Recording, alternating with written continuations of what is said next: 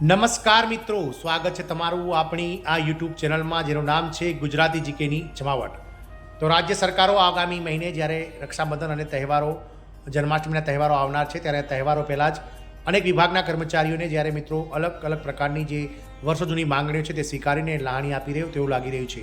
આ રાજ્ય સરકાર દ્વારા વર્ષ 2018 પહેલાં નિયુક્ત થયેલા આ વિભાગના કર્મચારીઓના મૂળ પગારમાં વધારો કરવાની જે માંગણી વર્ષો પહેલાંની હતી તેને સ્વીકારવામાં આવી છે. તો જાણીએ આજના વિડીયોમાં વિગતવાર કે કઈ રાજ્ય સરકાર દ્વારા કયા વિભાગના વર્ષ 2018 પહેલાં નિયુક્ત થયેલા કર્મચારીઓના બેઝિક પગાર એટલે કે મૂળ પગારમાં વધારો કરવાની માંગણી જે વર્ષો જૂની હતી તેને સ્વીકારવામાં આવી છે. તો આજના વિડીયોમાં આપણે વિગતવાર ચર્ચા કરીએ આના વિશે.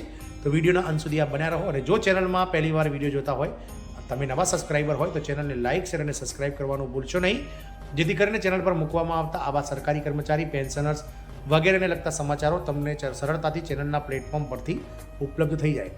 તો વર્ષ 2018 પહેલાં નિયુક્ત થયેલા કર્મચારીઓના મૂળ પગારમાં વધારો થશે માંગણી કરવામાં આવી રહી છે અને સરકાર દ્વારા આ માંગણી પર વિચારણા કરવામાં આવી રહી છે. વાત કરીશું આ મામલાને લગતા તમામ દસ્તાવેજો, પુરાવાઓ અને હાઈકોર્ટના નિર્ણયો પણ માનલોઈને રજૂ કરવામાં આવ્યા હતા, જેના પર તેમણે ખાતરી આપી છે. વાત કરીશું મિત્રો મધ્યપ્રદેશની.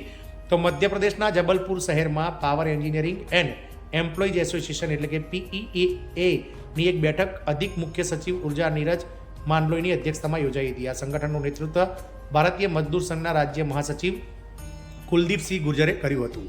PEEAના જનરલ સેક્રેટરી અજયકુમાર મિશ્રાએ ઉર્જા વિભાગને લગતા 3 મુખ્ય મુદ્દાઓ ઉઠાવ્યા હતા. તેમણે ઉચ્ચ શિક્ષિત જુનિયર એન્જિનિયરોને સહાયક ઇજનેર પદ પર અને ઉચ્ચ શિક્ષિત કર્મચારીઓને જુનિયર ઇજનેર પદ પર બઢતી આપવાની માંગણી ઉઠાવી હતી. આ મુદ્દાને લગતા તમામ દસ્તાવેજો, પુરાવાઓ અને હાઈકોર્ટના નિર્ણયો પર માનલોઈને રજૂ કરવામાં આવ્યા હતા, જેના પર તેમણે ખાતરી આપી હતી. બીજો મુદ્દો પગાર વિસંગતતા સાથે સંબંધિત હતો, જેમાં વર્ષ 2018 પહેલાં નિયુક્ત થયેલા કર્મચારીઓનો મૂળ પગાર 23,200 રૂપિયાને બદલે 25,300 રૂપિયાથી શરૂ કરવાની માંગ કરવામાં આવી હતી.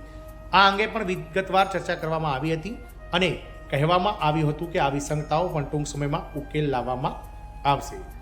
વાત કરીશું સંગઠને ફીડર કેડર હેઠળ કંપનીઓમાં ટ્રાન્સફર થયેલા કર્મચારીઓના પ્રમોશનમાં બેઠકોના ગેરબંધારણીય અનામત અને કંપની કેડર સામે ભેદભાવ અંગે માહિતી રજૂ કરી હતી. આ સંદર્ભમાં દસ્તાવેજી પુરાવા પણ આપવામાં આવ્યા હતા.